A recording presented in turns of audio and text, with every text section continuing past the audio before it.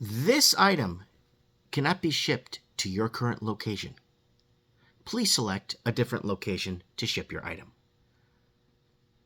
What am I talking about? Well, I'm going to tell you what I'm talking about and then tell you what's going to be coming down. As people became more and more dependent on buying stuff online and having it conveniently delivered to their house, they've created a dependency of and became more lazy and don't get out as much that they should be and checking out local shops and local businesses. Well, let me tell you something. This morning, I'm noticing I'm running low on bags. And I want to go to reorder on Amazon. I need bags for my store, okay? So I went on Amazon to buy a 500 pack or a 100 pack of bags.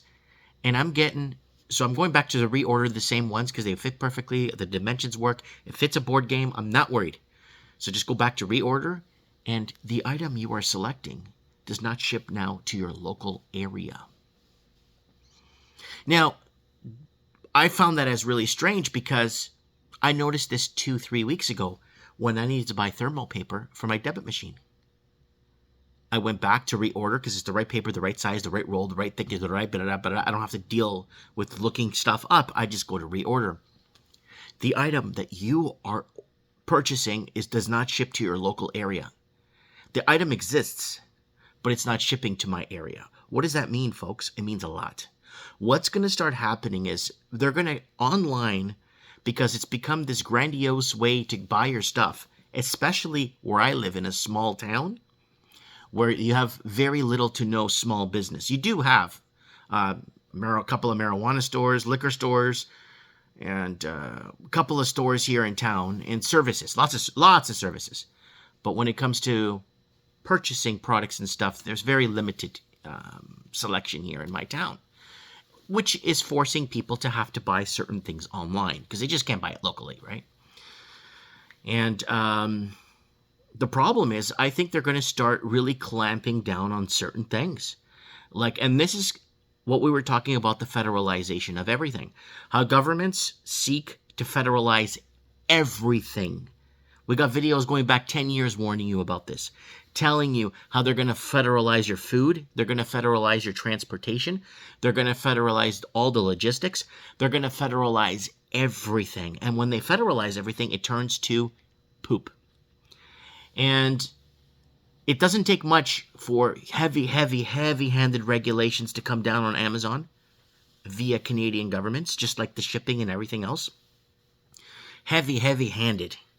And that allows them to basically take more control over us, right?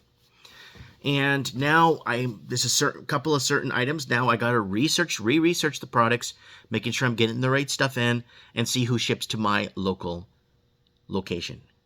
So there's this big red thing on it. It says right there on the bottom of the item that this item no longer ships to your location. Please select another location to ship to. And it's basic stuff I need to run my store. So are they finding a way to sabotage small business to make it harder? What do you guys think with your conspiracy theory caps on? I believe, and I'm going to predict this right now, they're going to start clamping down and saying, what do you need plastic bags for? What do you need thermal paper for? What do you need? What do you need supplies for your small business for? That's not for you. And then they're just going to make it like that. So I'm going to have to start writing handwritten receipts now. Because that's where it's actually, well, I could email receipts now, but I mean, that's where it's going to. That's where it's headed.